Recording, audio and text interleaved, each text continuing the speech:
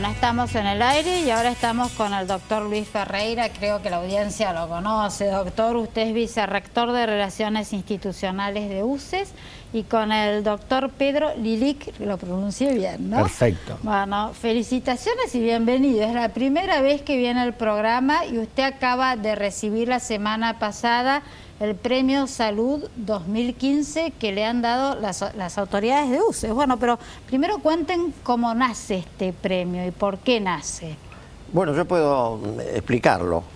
El doctor O'Donnell el año pasado me dijo que sería ideal que la universidad otorgara un premio salud, así como lo está haciendo con un prestigioso premio que es el Premio Justicia. Sí.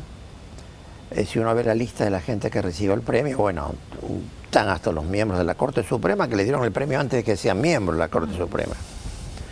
Entonces, uno toma eso como algo importante, porque el premio salud se otorga a aquellos que están haciendo algo por la salud relacionado con la sociedad. Es decir, se busca la persona idónea, que eso es importante. Los médicos tienden a ser idóneos, pero no todos son, pero la mayor parte son idóneos, sobre todo los que formamos nosotros. Pero además, lo que se busca también que ese trabajo que realiza el médico tenga una gran repercusión social. Ustedes fíjense que, ahora va a hablar el doctor Lili, que conoce muy bien esto, que el ACV o stroke o ataque cerebral es una enfermedad tremendamente frecuente que lleva a la muerte a mucha gente. Es la primera causa de muerte en la mujer. Entonces, cuando uno habla de la mujer, piensa enseguida en el cáncer de mama. Sí, mama, útero. Desplazó al cáncer de mama. ¿Y por qué desplazó al cáncer de mama? Primero porque aumentó la patología cerebral, el stroke. Y segundo porque la cultura hizo que la mujer tomara la prevención necesaria para hacer una revisación periódica, que sepa que existe y que se cura. Y que los medios hemos influido claro, mucho hoy en día eso, el cáncer ¿no? de mama se cura. Y ya pasó a ser la segunda causa.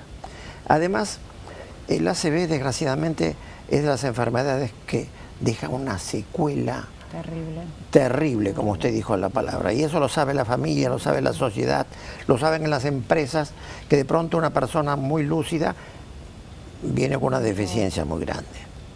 Y enferma a toda la familia, una persona que queda con secuelas muy grandes. Nosotros pensamos que el premio debía de darse a alguien que esté actuando. No es un emeritazgo que se da profesor emérito por lo que hizo. Eso existe y es un premio loable. Pero este premio lo que está buscando es premiar precisamente a aquel que está haciendo algo y lo va a seguir haciendo. Entonces nosotros pensamos, me dio a mí la tremenda responsabilidad de elegir a alguien.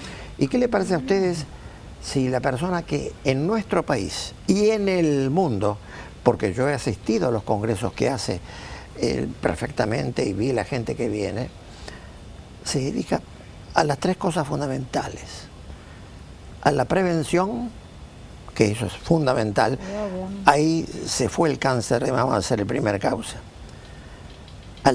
precisamente al diagnóstico, porque hay que hacerle diagnóstico, y tercero, al tratamiento, a buscar el tratamiento precoz. Pero de eso le va a hablar bien el doctor Pedro Lilic, porque es el especialista y el número uno en el país, y yo me atrevo a decir que es el número uno en el mundo. Qué bueno. No es porque sea amigo, pero yo lo he visto actuar. Formado acá, ¿no? Número uno en el mundo. Yo voy a agarrar lo que acaba de decir el doctor Ferreira, y sí, porque es un orgullo.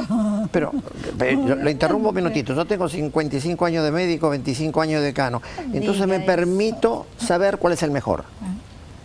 Después de la introducción va a ser difícil, ¿eh? No, yo primero quisiera agradecerle a las autoridades por el premio que nos entregó la semana pasada. La verdad que creo que es un reconocimiento no hacia una persona. Digamos, conmigo estuvieron muchas universidades, estuvieron instituciones médicas, fundaciones, equipos médicos, sociedades médicas, y realmente somos parte de algo que en el mundo está tratando de instalar esta idea, de que el problema existe, tenemos que comunicarlo, tenemos que educar a la sociedad acerca de esto. Así que creo que el programa perfectamente entra en esto, es un problema de educación. Si nosotros no educamos, no vamos a prevenir jamás esto. Pero el mundo ha hecho unos esfuerzos fantásticos, la tecnología, como vimos en el bloque anterior, nos ayudó muchísimo. Hoy en día podemos saber qué está pasando en el cerebro. Antes presumíamos que el cerebro estaba siendo afectado. Hoy podemos ver en tiempo real qué está pasando. Hoy podemos, desde el punto de vista de tratamiento, extraer coágulos del cerebro, cosas que antes únicamente podíamos tratarlos con una inyección endovenosa para que llegara y lisara este coágulo. ¿Con una cirugía muy poco invasiva? ¿Cómo es? Claro, es por medio de cateterismo. Uno entra con un pequeño catéter hasta dentro del cerebro y extrae, ya sea por medio de aspiración o por medio de un medio mecánico, logra extraer el coágulo. Y esto es fundamental, decía el doctor recién, quizás en ningún otro órgano de la economía del cuerpo humano es tan importante el tiempo. Acá el reloj nos juega en contra, el reloj es nuestro enemigo mortal, el tiempo es realmente cerebro. A veces pasa que el enfermo manifiesta algo, la familia se da cuenta que tiene un problema. Yo estoy hablando con usted y yo no encuentro las palabras, o usted no entiende lo que yo estoy diciendo, algo me está pasando.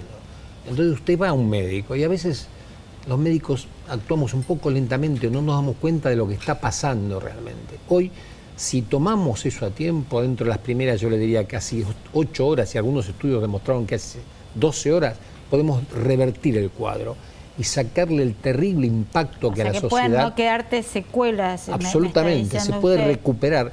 ACV o stroke o ataque cerebral no significa necesariamente que el enfermo tiene que estar mal. Para nada, se puede recuperar el enfermo. Y si el enfermo no se recupera, todavía se puede rehabilitar también. Cuanto antes se comience esto. Así que creo que la educación... Disculpe que lo interrumpa para que la audiencia sepa. ¿Cuáles son los síntomas por los cuales yo tengo que decir, bueno, voy inmediatamente a un centro de salud, por decirlo de algún modo? El centro de mayor complejidad que tenga cerca. No a cualquiera. No, al de mayor complejidad. Porque tenemos que mirarle dentro del cerebro, por lo menos con una tomografía, por lo menos una resonancia magnética. Para que todos nos acordemos, la Sociedad Argentina contra el Ataque Cerebral creó la regla de las 5C, que tiene que ver con ese dolor de cabeza, de cefalea, que nunca uno tuvo antes, no ese dolor que a veces tenemos todos tensional, que tenemos como una vincha, eso no tiene nada que ver. Ese dolor en la nuca, una nucalgia muy importante, ese dolor que nunca tuvimos antes. La ceguera, el coágulo casi siempre impacta cerca del ojo y entonces afecta la visión. Así, cabeza, ceguera, caminata, un trastorno al caminar. Tenemos falta de equilibrio. Exactamente, una falta de equilibrio, aguda siempre, y la C de cuerpo, ya sea en su manifestación motora, o sea, por ejemplo, yo estoy hablando con usted y se me cae esto. Yo perdí la fuerza aquí. No es un problema traumatológico, es un problema cerebral. O me recorre por el cuerpo, por la mitad del cuerpo, una sensación rara, como los médicos llamamos parestesia, como calambres, hormigueos. Eso significa que la porción sensitiva del cerebro está siendo afectada en el cuerpo. Así que esos son signos de que algo está pasando, pero puede ser que yo no me dé cuenta porque me está afectando, porque tengo cierta confusión. Tengo cierta confusión, pero la familia se puede dar cuenta. Y falta lo más importante, justamente la C de confusión, que tiene que ver con el lenguaje. Yo pierdo el lenguaje, pierdo la percepción de lo que yo estoy diciendo, de lo que usted me está diciendo o de mi expresión. El lenguaje es un poquito complejo. Así andando mal. Rápidamente tomar ese enfermo al centro médico de mayor complejidad. Y ahí los médicos nos vamos a encargar de eso, rápidamente también. ¿Qué tenemos que hacer? Mirar dentro del cerebro. Tomografía, resonancia magnética y ver, porque realmente las afectaciones que está teniendo pueden indicarnos el tiempo que está tardando el cerebro en recuperarse. La resonancia magnética es fantástica en esto. Podemos evaluar las funciones cerebrales. Me gustaría que usted le haga una pregunta, pero que él me lo conteste a la vuelta del corte. ¿Puede ser? Le voy a hacer una pregunta compleja, así puede pensar. Lo puede pensar. La posición del médico, preparación, un conocimiento y una experiencia sistemática en atender enfermos. El enfermo tiene de vez en cuando un estado significativo de no salud que se da cuenta. Usted habla de la familia. La familia tan claramente puede registrar el problema de uno de sus integrantes, como lo decimos acá, en la comodidad del living, o realmente tendría que tener algún tipo de conocimiento, entrenamiento, información, ejercicios previos. No sé si es clara la pregunta. Perfectamente, pero vamos a esperar el corte. Después del corte, ¿sí? ¿Cómo no? Sí, sí.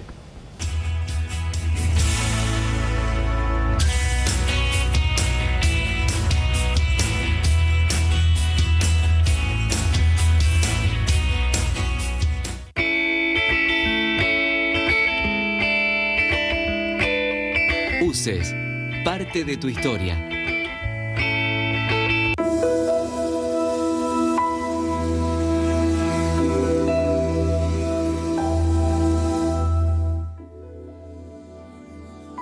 Aprender es mucho más que estudiar. Universidad Abierta Interamericana. www.uay.edu.ar. El futuro sos vos.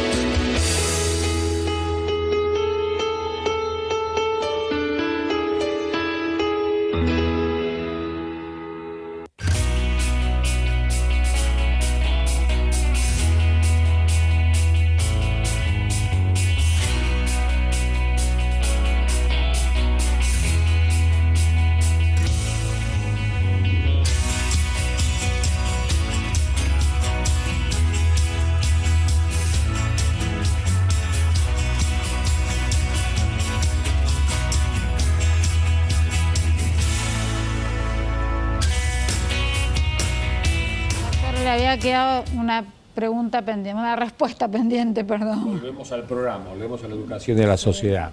Nadie está entrenado para ser paciente, ni nadie está entrenado en la familia para reconocer un paciente. Pero ha habido bastante educación en los últimos 5 años. Fíjense que nosotros en la Asociación Argentina contra el Ataque Cerebral hacemos una encuesta sistemática ya hace 5 años. Al principio, solamente el 20% de la población en la capital federal reconocía y sabía lo que era un ataque cerebral. O no sabía lo que afectaba al ataque cerebral, se confundía con el corazón, se confundía con otras enfermedades. Hoy en día, en la última encuesta, casi un 60% de la gente reconoce y especifica el ataque cerebral con los signos y síntomas. La gente empezó a hilar, empezó a asociar presión arterial con ataque cerebral. ¿Qué cosas pueden producir? Empezó a asociar el tabaco, empezó a asociar enfermedades como aneurismas cerebrales con un ataque cerebral. ¿Es fundamental o no, doctor? Absolutamente, absolutamente. La presión cerebral es el primer factor que causa un ataque cerebral, porque desregula absolutamente todo, puede romper una arteria en el cerebro y puede causar un coágulo en el cerebro. Algo elemental, los ataques cerebrales se dividen en 2 grandes grupos. Uno, sobra sangre, se rompe algo dentro del cerebro y hay un coágulo. O falta sangre y hay un infarto cerebral. En ambos interviene el mecanismo de la presión arterial. Así que fíjese lo que podemos prevenir nada más. Tomándonos, haciéndonos tomar la presión arterial y comiendo saludablemente, ¿no? Absolutamente. O sea, porque el argentino pone sal y come embutidos y todo lo que es en lata, todo tiene sal. Todo lo que podemos prevenir controlando la presión arterial. Yo creo que la comida, los famosos factores de riesgo, lo que ayudan al corazón, ayudan también al cerebro. Bajando el colesterol, dejando de fumar. El segundo problema es el cigarrillo. El tercer problema es diabetes. Mira, la diabetes está absolutamente relacionada. Claro, porque afecta a las arterias en todos lados, afecta a las arterias en el corazón, en el riñón y en el cerebro. Así que controlando estos factores de riesgo, educando a la gente, avisándole a la gente qué tiene que hacer cuando tiene un ataque cerebral, yo creo que con todas estas medidas que son sencillas. Doctor, ¿y en qué promedio de edad se da normalmente? Porque uno se lo imagina en gente grande, digamos, gente de mi edad más o menos. ¿No te imaginas un ACV? Cuando le pasa a alguien muy joven es como que todos nos sorprendemos mucho, ¿no? Y yo no me lo imagino en niños. ¿Eso pasa también? En esta época de la discriminación, el ACV no discrimina. No discrimina a mujeres, no discrimina a hombres, no discrimina a edades. Por supuesto, aparece mucho más después de los 65 años. Claro, ¿Por qué sí. es eso? Aumenta la presión de la gente con los años y entonces aumentan los factores de riesgo, hay más ACV. Pero afecta a gente joven, Cerati, afecta a jóvenes también, a chicos. Claro, no se puede cuando le afecta a un joven, uno lo vive como chicos, pero a chicos ¿desde qué edad? Y es muy difícil darse cuenta en un chico. ¿Cómo haces para darte chicos muy cuenta? pequeños, sí, el chico llora, un ataque cerebral le puede impedir que mueva un lado de la cabeza, del cuerpo. ¿Puede tener una ACV? Sí, chicos muy pequeños pueden tener ACV. Es mucho menos frecuente, por supuesto, Claro, no quiero sí. intranquilizar a la gente. No es tan frecuente, pero pasa. La mujer, ¿por qué la mujer? Y esto es importante que lo sepamos, porque recién en los últimos 5 años también la Federación Mundial contra el Ataque Cerebral puso a la mujer como ejemplo. El ACV no discrimina, afecta a hombres y mujeres. En la mujer, las mujeres viven más que nosotros, entonces también son más afectadas cuando van pasando los años. Aumentan mucho más la presión, pierden el bloqueo, la protección hormonal que las caracteriza. ¿Hay alguna relación entre la menopausia y el ACV? Absolutamente. ¿Debe haber alguna? Aumenta la frecuencia del ACV en las mujeres en ese momento. Así que el ACV no discrimina, es importante que sepamos esto. Y lo otro importante es educar a la gente en el control de los factores de riesgo. Pero si a pesar de todo esto, si a pesar de que educamos, a pesar de que prevenimos, pasa un ACV, no tengamos pánico, sepamos, no está perdido ese paciente. Eso es muy importante que sepamos. Vayamos, hagamos el tratamiento lo antes que se pueda, porque el tiempo es cerebro y en eso trabajamos muchísimo estos 5 años. La Argentina es el único país de Latinoamérica que tiene una ambulancia preparada para empezar a tratar al enfermo y diagnosticarlo cuando está yendo hacia el centro médico de referencia. Hay 2 unidades en Estados Unidos, hay 20 unidades en Alemania, hay 10 unidades en Inglaterra y hay una sola en Latinoamérica, y la Argentina la tiene. Y es importante que la usemos, sepamos que existe, porque de vuelta, los minutos que se pierden mientras el enfermo, la ambulancia va a buscarlo, lo lleva al centro donde se hace el diagnóstico y después empieza el tratamiento, esos minutos son fatales. Perdón, es posible que esté en la ciudad de Buenos Aires, ¿no? Sí, está en la ciudad de Buenos Aires. ¿Es muy costosa una unidad de ese tipo? Porque alrededor de $1 millón. Sí. Porque ciudades de 1 millón de personas o de 900.000 personas deberían... Esta ambulancia, la característica que tan pequeños hoy en día que pueden estar adentro de la ambulancia y uno puede ir haciendo el diagnóstico. ¿Tiene un coágulo? No tiene un coágulo. ¿No tiene un coágulo? Podemos empezar a disolverlo dentro de la ambulancia. Claro. Así que... Y si lo tiene cuando llega ya está todo preparado. Ya está todo preparado para operarlo. Porque supongo que debe estar interconectada con un centro de alta complejidad. ¿Qué es un centro de alta complejidad? ¿Que son todos los hospitales o no todos los hospitales? A ver, doctor, contéstemelo usted. No todos los hospitales están o sea que no puedo ir a cualquier lugar. Sería hasta muy costoso que todos los hospitales tuvieran resonantes de esta característica, pero la gente sabe, y donde uno está afiliado a una prepaga, a una obra social, a un hospital Claro, pero si no municipal. estoy afiliado, ¿a qué hospital público me recomiendan? Bueno, pero acá eso tiene que saber la gente que lo lleva. Bueno, es decir, eso saben, vamos a ir a este lugar que está esto, ¿no? Eso la gente que transporta al paciente sabe perfectamente dónde tiene que ir. Y eso es importante. Yo quiero agregar un dato que yo leí también el otro día leyendo uno de los libros de don Pedro, ¿no? En Estados Unidos, cada 4 segundos, escuchen, hay una ACV. Y se muere una persona cada 4 minutos. Sí, pero a ver, doctor, ahí la alimentación que comen en Estados Unidos debe de influir mucho, y aparte es un país donde el 90% tiene un sobrepeso importante. El sobrepeso No, que ver. influye porque la mala alimentación lesiona las arterias. Así que influye, claro que influye. Pero volviendo a lo que dice el doctor, es muy importante. Uno piensa que el ACV es algo que le puede pasar a otro. No, nos puede pasar a cualquiera. De 10, 6 personas van a tener un ACV. Ay, doc. Es horrible. Es horrible solo pensarlo, pero a ver, ahora veamos una parte positiva. Se puede prevenir. Se puede y tratar. Aparte, se puede. Exactamente, yo le preguntaba a qué centro de alta complejidad, porque por ahí no llamo a la ambulancia y me voy directamente a un centro médico. ¿A cuál ir y a cuál Pero no, no, digamos? Debería No haber podemos tres. mandar un aviso. El sistema para tratar un ACV incluye 3 pilares. Uno es el centro terciario, que tiene todo. Es el gran hospital que tiene todo. Centros primarios de atención, donde el enfermo llega, se hace por lo y menos si una no te tomografía, deriva. por lo menos una tomografía, y se deriva al otro. Y centros ultraprimarios, que son centros que no tienen diagnóstico, pero que clínicamente hacen el médico hace diagnóstico y lo mandan a otro lugar. Right. Lo que se vio ahora es acortar estos tiempos, del centro primario directamente al terciario, no pasar por el secundario, y el centro secundario rápidamente al terciario también. Esto ha cambiado porque los estudios demostraron que el tiempo es cerebro. Y ahora la última pregunta, que nos queda poco tiempo. ¿Cada cuánto uno, lo más importante es que te controles la presión arterial? ¿Y cada cuánto debiera controlarse y cómo te la deben tomar? Porque veo que hay todo un mito de que hay que tomarla sentada, parada, no sé. Explíquelo.